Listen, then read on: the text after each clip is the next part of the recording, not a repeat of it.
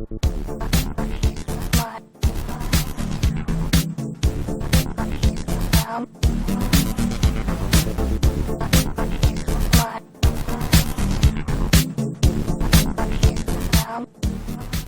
and welcome to Brain Power. I'm your host Thomas Trombley, and we'll be discussing topics ranging from current news, world events, and religion. Basically, whatever bit of news that catches my eye. If you have a story you'd like covered here or a question you'd like answered, send me a message on Twitter at BrainPowerUp. Use the hashtag BrainPowerUp, like the group at facebook.com/BrainPowerOnline, or visit the website at brainpoweronline.webs.com. Today is Sunday, August 2nd. Pardon. And, we're going to start things off with kind of an uplifting story. It's partially uplifting, I guess. Some drama unfolded in a Costco parking lot in New Jersey yesterday when police smashed the window of a minivan to rescue a young girl, reports NJ.com. The toddler is okay. Bystanders noticed that the girl inside was sweating and crying and tried unsuccessfully to pry open a slightly cracked window. Bergen County Sheriff's Officer Rich Carrion arrived and smashed in a window with his baton. He estimated it was 80 degrees inside the car, and the girl was sweating profusely. A female officer on the scene pulled her out and comforted her. Police charged the girl's mother, Chae-Young Lim Kim, with child endangerment when she arrived on the scene with another child and a full shopping cart, soon after the rescue. ABC 7 recounts the following exchange. "Is this your kid?" asked the female officer. "Sorry," the mother replied. "No sorry, she could have died." Police turned over the girl, along with the older child who had accompanied the mother into the store, to the children's father. Now, the problem that I can see with this particular story is I can see it not being very long before the mother, or really any member of the family, the mother, the father, whatever, decide to sue police officers for smashing in the window of her car. Oh my God, I was on my way out to get her. I was coming right back. You didn't have to break my window. I know I'm kind of taking the pessimistic view here, but it's just the way I see things happening sometime down the road. But that's just me. Next story, good news for potheads. Marijuana advocates celebrated when DEA head Michelle Leonhardt stepped down, with a rep for Marijuana Policy Project telling Bloomberg that Leonhardt held up an era of reefer madness at the DEA and maintained an opinion about marijuana akin to the opinion people had back in the 30s. Yet no one's been sure where her replacement, Chuck Rosenberg, stands on marijuana reform, until yesterday, when he announced that he wouldn't be prioritizing pot busts during his tenure. Though that doesn't mean he's a cannabis fan. If you want me to say that marijuana is not dangerous, I'm not going to say that because I think it is, he said in a conference call per U.S. News and World Report. Do I think it's as dangerous as heroin? Probably not, but I'm not an expert. To further clarify his stance on the drugs, both still listed as Schedule I substances with high potential for abuse, Rosenberg added, "Let me say it this way. I'd rather be in a car accident going 30 miles an hour than 60 miles an hour. But I'd prefer not to be in a car accident at all." He maintained that agents have to prioritize enforcement efforts, and typically it's heroin, opioids, meth, and cocaine in roughly that order, and marijuana tends to come in at the back of the pack. He added, though, that we're not going to shy away from marijuana cases where appropriate. U.S. News calls his statements seemingly unremarkable and cautiously made, but Tennessee Representative Steve Cohen, a pot legalization advocate, tells the magazine, "That's a great improvement over the previous administrator, who was incapable of distinguishing heroin from marijuana. The real question that one day will be asked and correctly answered is marijuana a more dangerous drug than alcohol? It's it's sad because that is a question that I've wrestled with some of my friends for a while, because my drug of choice is alcohol. I love the stuff. And there's a couple friends in particular I'm thinking of where marijuana is their drug of choice. Now, we both enjoy using our drug of choice and kicking back, watching TV or listening to music or whatever, just having a good time. We both enjoy those things, that group and me. I don't see anything wrong with that, as because I'm not going to go drink and drive. I don't think they're going to get baked and drive. I mean, we're both fairly responsible about it. But there's something that, many potheads would be familiar with, which is a term called wake and bake. That's where first thing in the morning, the first thing you do as soon as you wake up is you grab your bowl and you light up. Now, I look at that and no, you've gone from recreational usage of your drug to junkie status. I view it as no different from the guy who wakes up in the morning and first thing he does is pours himself a shot of whiskey. There is no difference, not in the slightest in my mind. But then again, also, I guess you could say I'm biased, but I don't know. Anyway, moving on. My goodness. Where do we want to go here? Here we go. A WhiteHouse.gov petition clamoring for the extradition of lion killer Walter Palmer to Zimbabwe has passed the all-important threshold of 100,000 signatures. What the upward of 150,000 people to have signed it want, we urge the Secretary of State, John Kerry, and the Attorney General, Loretta Lynch, to fully cooperate with the Zimbabwe authorities and to extradite Walter Palmer promptly at the Zimbabwe government's request.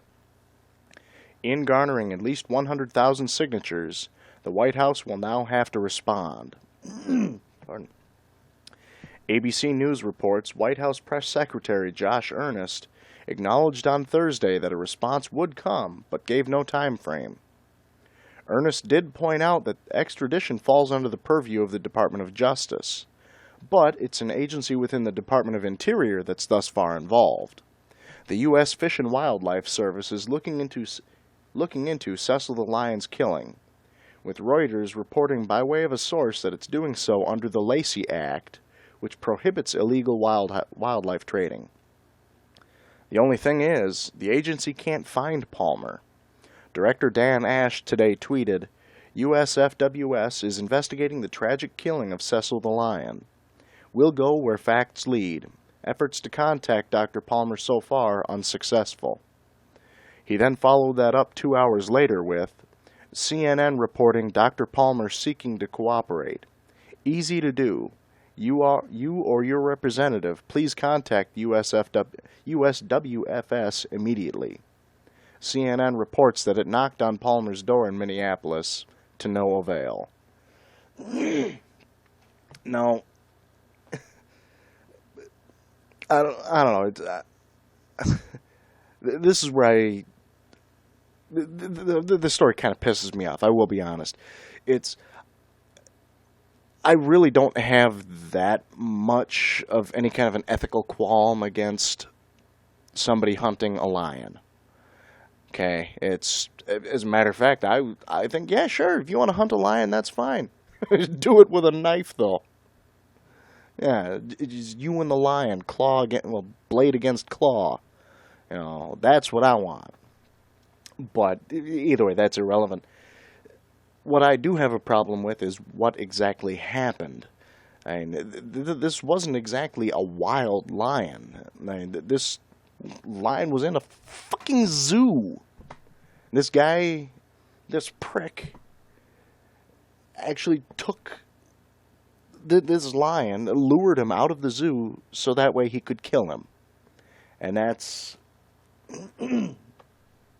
yes, it's technically this guy, he is an American citizen. Pardon. And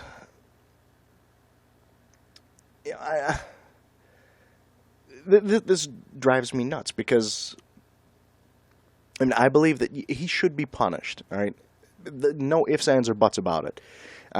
Whether he should be extradited or not, pardon. I'm not sure where I sit on that aspect, but bare minimum, he should be quite severely punished. There is no excuse. There is nothing that makes this okay. It's just asshole. Wow. I just noticed, looking over my stories that I've got, a lot of them are around politics on this particular episode. So, but I figure I can get rid of the stuff that's not related to politics first, and we'll finish out with politics. Man texting while on motorcycle loses his life. That's kind of a good one. Should you need more proof that texting while driving can be a deadly mix, consider the story of Brandon R. McLean. The 43-year-old Indiana man was heading south on I-65 on his motorcycle Thursday afternoon, while texting at the same time, police say. He apparently veered into the grassy median, tried to swerve back onto the highway, and lost control. He wasn't wearing a helmet and later died at an Indianapolis hospital. Police wouldn't tell the Lafayette Journal and Courier how they were able to verify that he was texting. That's one of those things. How stupid do you have to be to try to text while driving? I suppose texting while driving, that's one thing. Driving a car, that's one thing. But while riding a motorcycle, really? Really? Really, you deserve to die. I know that's a very terrible, terrible thing to say, but you are intentionally. It's not like you're accidentally texting. Okay, we'll just put that out there right now. That's not an accident that you're doing that. You are knowingly and willingly taking your life and putting it in the hands of a 2.5-inch screen. That's plenty of stupid. That's whatever. Speaking of stupid, Texas is in the news. What better place to find stupid people? I mean, next to Trump Tower, of course, but I mean, Texas is probably the next best place. Things not to do in the 2 a.m. hour on a Thursday night. Attempt to shoot an armadillo. Deputies with the Cass County Sheriff's Department say a Texas man told them he was trying to do that when the bullet apparently ricocheted and struck him in the head instead. The details remain thin, but KTRE reports he was treated for minor injuries at a hospital. Something quite similar occurred in April when a Georgia man fired at an armadillo, only to have the bullet ricochet and strike his mother-in-law's back. In that case, Larry McElroy did manage to kill the armadillo. There's no word on the Texas armadillo's fate. I mean, I'm just picturing like cartoon here kind of thing where he shoots the animal and the bullet, kind of goes into pushes in the armor of the armadillo just a little bit, and then the bullet just flies right back at him. And it's just that. It also makes me curious. What did he use to shoot the armadillo. All I can think is it must have been a BB gun or a 22 or something really small. I think even a 9mm would pierce the armor of the armadillo. And all I can think is BB gun or 22, but it's still kind of funny. Anyway, speaking of stupid people, which tend to be pricks, stupid people can be angry because they're stupid. More importantly, you get people that are angry because they're not very good at what they do. Like low-status Neanderthals, contemporary men who aren't exactly winners, literally when it comes to playing video games, are more likely to harass women online. New research cited in the Washington Post finds. Scientists who conducted the study published in, what is it? PLOS One? Some internet magazine, it looks like. They played 163 games of Halo as either male-voiced players or female-voiced players. 82 female, 81 male, with remote teammates and opponents. The study gauged a remote player's skill by measuring such factors like kills and deaths. Researchers found men were typically cordial to players they believed to be male, and that more skilled men who kicked first shooter butt were less likely to direct negative comments toward female-voiced players than their less skilled male counterparts. But lamer players tend to take their frustrations out on female players with more frequent, caustic comments. A lead author notes that gaming provides the perfect breeding ground for this kind of behavior. After all, the Post notes, players can remain anonymous, they may never run into an online teammate or opponent again, and it's a significantly male-based recreation. Male-biased recreation. Females threaten gamers' pre-existing social hierarchy. The guys at the bottom of the virtual totem pole feel threatened and therefore become more threatening to those they think they can quash the easiest. As men often rely on aggression to maintain their dominant social status, the increase in hostility towards a woman by lower status males may be an attempt to disregard a female's performance and suppress her disturbance on the hierarchy to retain their social rank. The study notes, such gamer communities mirror male-dominated industries such as engineering or the tech field, and may promote sexist actions in real life, scientists warn.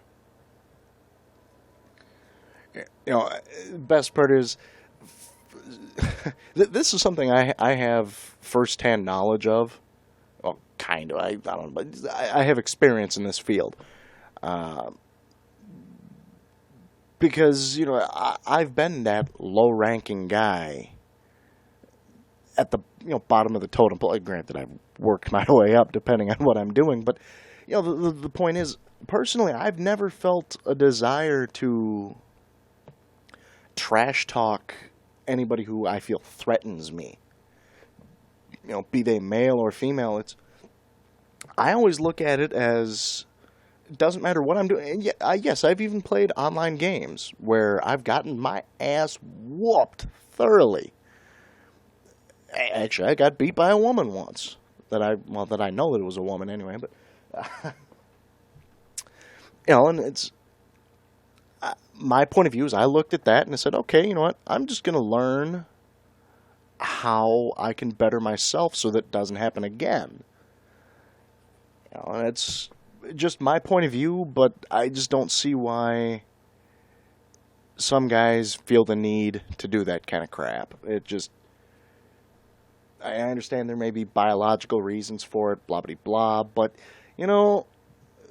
there's a lot of biological urges that men have that we are still able to knowingly take control of. I don't see this being any different. We can moderate our own behavior. We can rise above. Yes, technically humans are animals, But that doesn't mean we need to act like animals. We are the highest form of life on this planet. Let's fucking act like it. It's just my opinion. Anyway.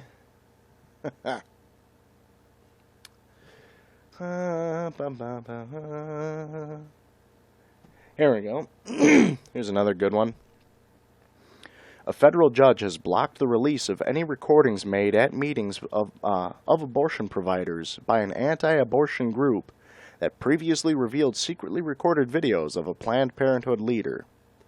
Judge William Orrick in San Francisco issued a temporary restraining order today against the Center for Medical Progress hours after the order was requested by the National Abortion Federation.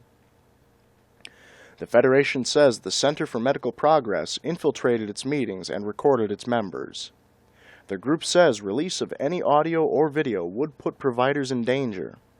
In his 3-page order, Orrick said the Federation would likely suffer irreparable injury absent a temporary restraining order. The Center for Medical Progress has previously released videos showing Planned Parenthood leaders discussing the use of aborted fetuses for research. And they say they had lots more where that came from. You know, I look at it this way. It's first out, the fact that it's Planned Parenthood aside, the fact that they're talking about abortions, which let's not kid ourselves, is an exceptionally hot button topic right now. And that's not something that's likely to go away anytime soon.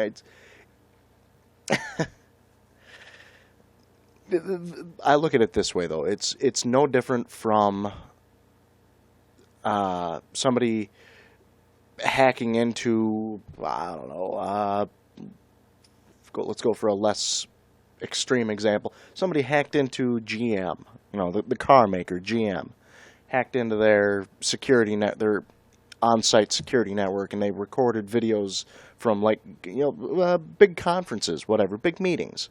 Okay, and threaten to release those videos. All right, I don't care what you're doing with the videos. Just the fact of how you got those videos is illegal and potentially harmful. I feel that these people, screw the restraining order. I want to see an arrest warrant.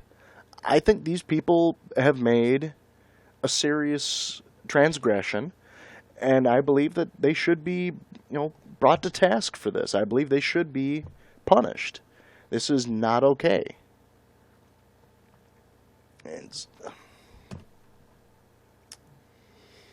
Yeah.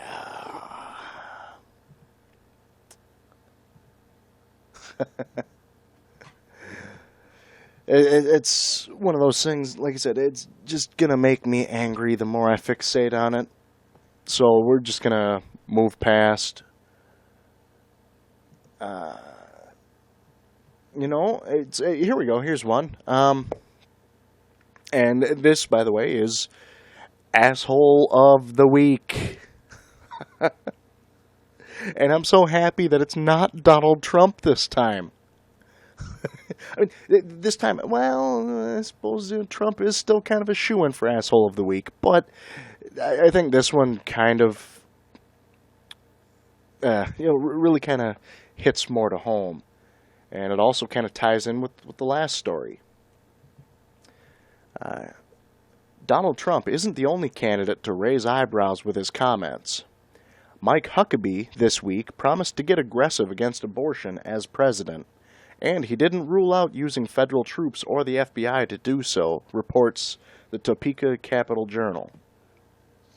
Pardon. The remarks came in 2 public appearances. At the first, he said he would invoke the 5th and 14th Amendments for the protection of every human being, including unborn babies. At the second event, a reporter asked if that meant using troops or the FBI, and he said, "We'll see if I get to be president." Salon notes that the reporter was none other than Matt Taibbi of Rolling Stone, who tweeted about the exchange. And what about Roe versus Wade? Huckabee told the crowd that Abraham Lincoln defied the Supreme Court's Dred Scott decision, which denied African Americans the right to citizenship when he freed the slaves. The Topeka newspaper, though, quotes a Berkeley law professor who thinks Huckabee is off base, adding, "I think he'd better more carefully examine what he's saying, because it's totally unprecedented." Now, I mean, don't get me wrong, I think he's pretty damn stupid. Not only that, but I don't think that that will happen. It's it's up to more than just the president to to do something like that. And it's even if, and this is a long shot, a super long if, but even if Huckabee wins, I'm sorry, I don't think the American people will go for that. It's just, I don't know. Actually, no, you know what? I find it funny that the same group of people, the stupid, diehard, blowhard Republicans, the ones that are freaking out about Operation Jade Helm 15, oh my God, Obama's coming to take our guns. Yeah, he's gonna round us all up and take us into old Walmarts. He's gonna use the government, gonna use the army to come round us up. I love how it's these same dumbasses that think that Obama is the Antichrist and he's gonna use the military to round people up. These are the same people who want to use the military to round people up. And they don't understand that people like me stand back and go, duh, are you stupid? There are times where I hope aliens come by and they look at us and they say, wow, you people are stupid. And they just go, and then they just leave. They're like, yeah, you people are too stupid. We're here, but we're not going to interact with you because you're too stupid. Anyway, just my opinion. Here's a different one. Hillary Clinton and Jeb Bush both spoke before the National Urban League in Florida today. This was July 31st, so that's 2 days ago. And Clinton lit into him surprisingly hard when she went first, reports the New York Times. His super PAC slogan is "Right to Rise," and Clinton played off that theme again and again. I don't think you can credibly say that everyone has a right to rise, and then say you're for phasing out Medicare or repealing Obamacare, she said. People can't rise if they can't afford health care. They can't rise if the minimum wage is too low to live on. They can't rise if their governor makes it harder for them to get a college education. And you can't seriously talk about the right to rise and support laws that deny the right to vote. Her remarks drew cheers, and the Times' Michael Barbaro writes that when Bush took the podium after her, the scent of political gunpowder was still in the air. His response? He played nice, reports Politico, which says the exchange is illustrative of the campaign so far. While Clinton often singles out Bush as her number one target to flog on policy issues such as voting rights, women's rights, entitlements, and the economy, Bush's critiques of Clinton are less pointed, writes Annie Carney and Eli Stokols.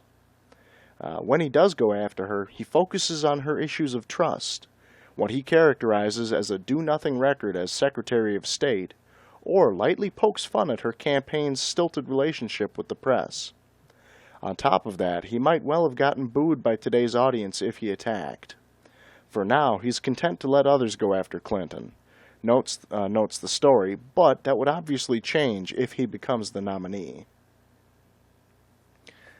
Yeah, from what I understand right now, Jeb Bush is like fourth place in the running. Unfortunately, the Donald is still in number one. And it's baffling to me that anybody would consider voting for Trump. And not just because of the fact, I'm a Democrat, or well, I should rephrase it. I have more Democratic and libertarian type leanings. I don't know exactly what I am, but I do know I'm not a Republican, and that's Republican or not. I still can't see anybody voting for Trump. I can see, idiots going for a Bush dynasty, so getting the third Bush elected. I can understand that. I could see Ted Cruz if he wasn't such a fucktard. But whatever. Speaking of fucktard Cruz, he's here in the news too. Ted Cruz was in classic form last week when he took to the Senate floor, thumbed his nose at decorum, and called his own majority leader a liar. Was that the last straw for his fellow Republicans? Dana Milbank at the Washington Post thinks it might be. Finally, Senate Republicans are standing up to the bully who terrorized them the past 2.5 years. And they're finding out he isn't so tough after all. After the Mitch McConnell stunt, Republican senators began calling out Cruz for his antics, and they dealt with him and ally Mike Lee a series of legislative defeats. In one particularly stinging example, Cruz couldn't muster a sufficient second on an Iran amendment, usually a Senate courtesy. This could be a turning point for Republicans if they come to the conclusion that Cruz and his ilk are paper tigers, writes Milbank. The fear of Tea Party challengers seems to be gone among senators, with not a single Republican beaten in a primary last year, and Cruz himself is polling under 6% as a presidential candidate. The bully has indeed been cornered, writes Milbank. Pardon. And from here, he doesn't look so menacing. It's once again, personally, I don't want any of the Republican candidates to win. Not a single one of them. Because, usually the Republican candidate tends to stand for, well, if it worked in the past, it's going to work in the future, so let's just keep doing as we've been doing.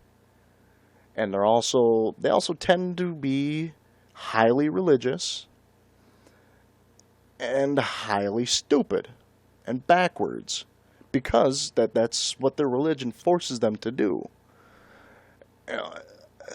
But this time around, all the candidates that have been shown, actually, I don't know what Trump's deal is with religion, but all the others are quite highly religious, and if they get elected, of course there's going to be laws put into place based around Christianity, which will be exceptionally harmful to modern society. Let's just say, for example, let's say fuckwit Ted Cruz gets elected, and it's President Cruz. Cruz is president. Okay? You know that he will be trying for, whether it succeeds or not is irrelevant, but he will try to pass bills, pass laws, whatever, that will reverse the Equal Rights Amendment that just got passed. He will try to pass legislation for he'll try to go against abortion, obviously, like Huckabee wants. Just any number of issues where modern society differs from the Bible, that's what he's going to try for. And it's the world as described in the Bible was bad for the world even back in the Bronze Age. They just weren't smart enough to know it.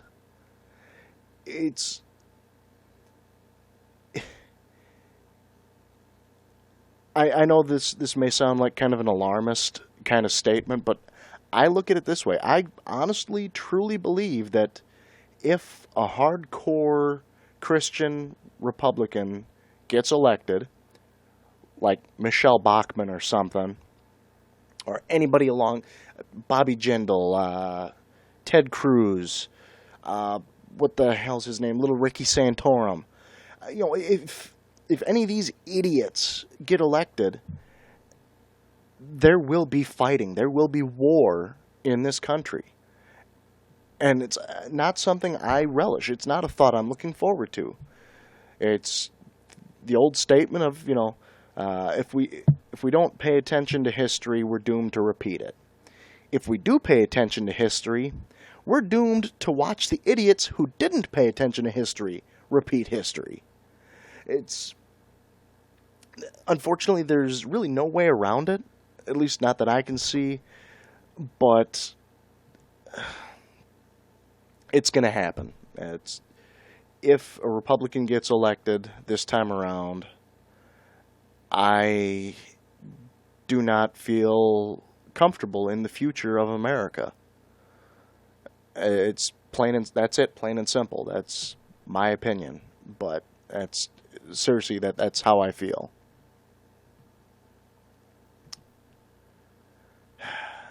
Anyway, like I said, I got to get Trump in here.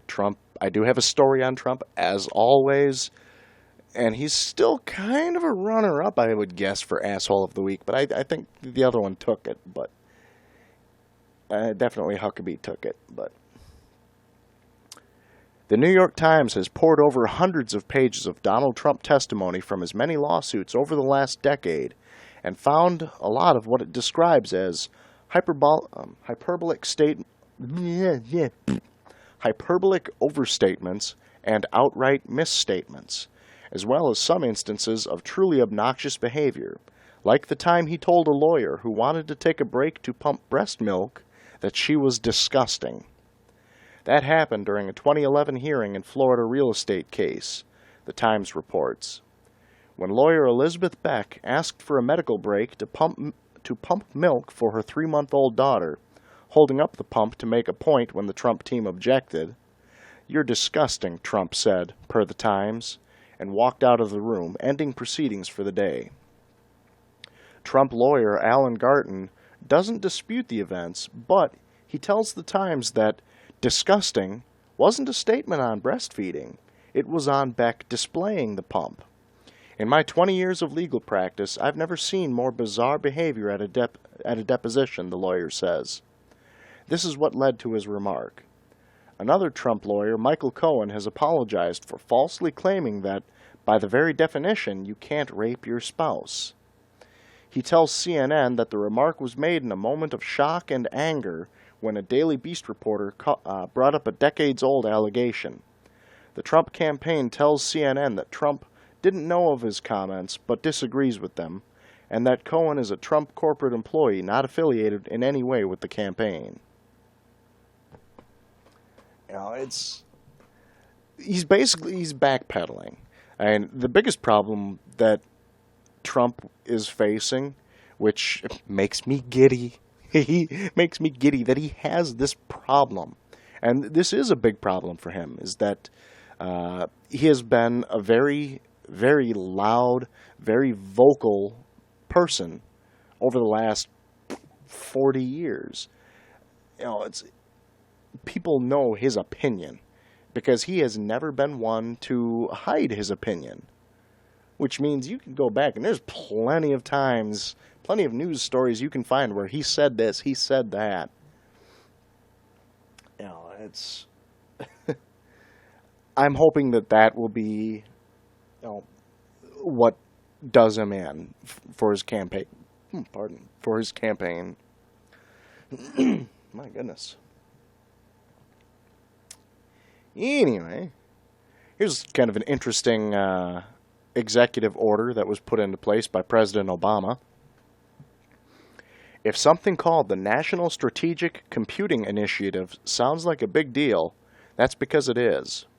The White House yesterday announced an executive order from President Obama describing the NSCI plan, a joint effort of the Department of Energy, Defense Department, and the National Science Foundation, Motherboard reports. Those agencies will design supercomputers for the FBI, NASA, Homeland Security, the National Oceanographic and Atmospheric Administration, and the National Institute of Health. But it's a supercomputer of all supercomputers that Obama is eyeing most enthusiastically. An exascale unit with the power to run 30 times faster than the existing fastest supercomputer. Supercomputers are currently used for a variety of applications, including weapon and plane modeling and for predicting the long-term effects of climate change. Future uses could include creating personalized drugs and gaining access to the secrets of the human brain, reports Wired. The president wants this uber computer to operate at more than 1,000 petaflops.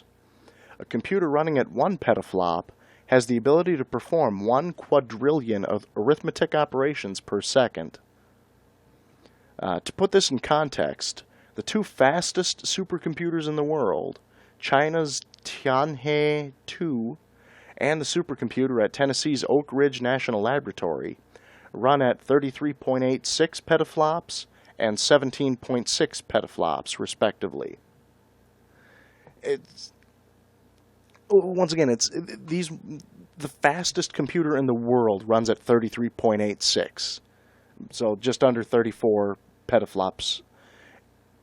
And Obama wants one that'll run at 1,000 petaflops. Holy crap. It's like it says, it's got the power. This machine will have the power to run 30 times faster.